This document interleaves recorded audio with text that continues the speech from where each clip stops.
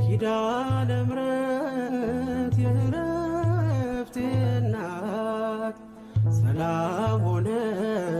ባንቺ አማላጅነት ንጽሕት ድንኳን በእምነት ያጌጥኩብሽ ሰላም ሆነ በአማኑኤል ልጅሽ ሰላም ሆነ በአማኑኤል ልጅሽ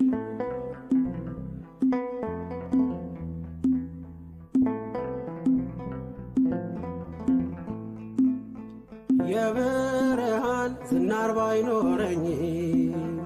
በንጉሥ ፊት ተሸልሜ ብቆ በልጅሽ ነው ውበቴ ማማሩ